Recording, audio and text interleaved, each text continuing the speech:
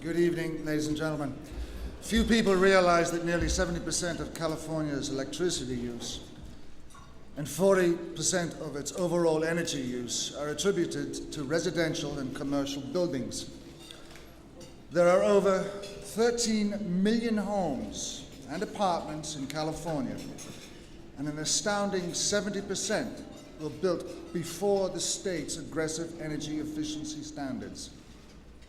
Now, these buildings have never been retrofitted to decrease energy consumption, operating costs, and greenhouse gas emissions. That is, until Global Green sponsored California's Assembly's Bill 758.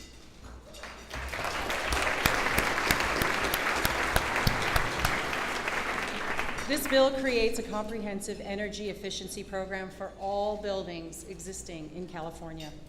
Governor Schwarzenegger signed it into law last fall, and Global Green is now leading the charge to make sure it is implemented quickly and effectively. This legislation will help create desperately needed green jobs, generate $4.5 billion in consumer savings, and reduce greenhouse gas emissions equivalent to removing over 3 million cars from our roads. Unfortunately, the news in California is not all good. While the oil continues to spill into the Gulf, a dirty energy proposition is circulating throughout our state. This is a ballot measure financed by Texas-based oil companies that would effectively kill California's leading clean air, energy, and air pollution standards, including AB 758. So, with your support, Global Green will continue to lead the fight against the proposition and those who pursue self-interest and over public need in California. Tonight, we are fortunate to honor one of the strongest pillars in our nation's environmental protection. For over 40 years, the Environmental Protection Agency has protected the American public by confronting health threats posed by toxins, pollutants, and improving the nation's drinking water and air quality. Right now, the EPA is leading an effort on the Gulf Coast to accurately inform local communities and the nation about the real impact of the oil spill on ecosystems and on human lives. They are rigorously sampling the air, the water, and the coastal sediment for pollutants to help guide the urgent response and cleanup. Under the leadership of Administrator Lisa P. Jackson, the EPA has renewed its commitment to fight climate change, clean up our communities, and work for environmental justice, protecting the children, the elderly, and low-income communities from environmental threats.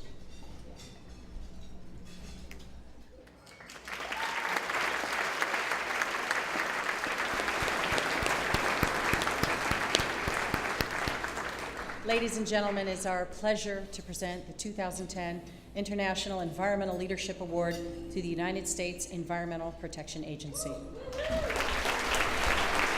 Accepting on their behalf is the Administrator of the EPA, Lisa P. Jackson. She is presently busy at work in New Orleans addressing the Gulf Coast crisis, so Ms. Jackson accepts this honor by video message.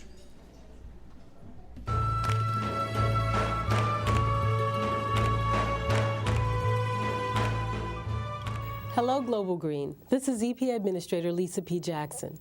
I want to say how sorry I am that I can't be with you tonight. It's something I've been looking forward to, and an important night for an organization I love. Global Green has a truly special place in my heart for all the work you did and continue to do to support and rebuild in New Orleans, my old hometown. The only thing that could keep me away tonight is that the Gulf Coast needs our help once again. I'm making my 5th trip to the region to join the 20,000 federal responders working around the clock on this crisis. EPA has been on the forefront of the response, working to monitor air and water and doing our best to mitigate the damage and prepare for the work ahead. And we will stay engaged until the job is done and these communities are back on their way to recovery. So, even though I can't be with you tonight, I'm hard at work on behalf of a community we all love. I'm deeply honored to accept this award on behalf of more than 18,000 EPA workers and the many employees who, over 40 years, have contributed to our success. It's a wonderful recognition that I'm proud to share with all of them. Let me also say a word about one of our fellow honorees, Global Green CEO Matt Peterson. Matt's work has been nothing short of extraordinary. His skill as a leader and his ability to bring together amazing, inspiring supporters like all of you has helped Global Green make a difference where it's needed the most. I'm happy to join you in recognizing his work. Had I been able to join you tonight, I was hoping to speak about the 40 years of progress and change, the cleaner air, water, and land that are the result of EPA's 4 decades of work. It seems, however, that today we have more reason to focus on what lies ahead than what we've accomplished in years past. With our history in mind and the people of the Gulf Coast in our hearts and prayers, let me leave you with a thought about what I think we can take from the moment we find ourselves in. It wasn't so far from where you are that a little more than 40 years ago, the blowout on an offshore oil rig spilled 3 million gallons of oil into Santa Barbara Channel. The slick covered 800 square miles of water and washed up on 35 miles of coastland. That spill was one of the events that initiated the modern-day environmental movement. 40 years later, we live on a cleaner planet. And that happened because of the actions taken by citizens and advocates, thought leaders, and government officials. In other words, people like you and me.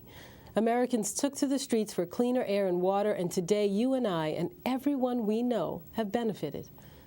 My point is this: the volume and scope of the BP spill is far greater than it was in Santa Barbara in 1969.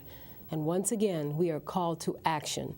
The changes we make from here on out must be equally as great.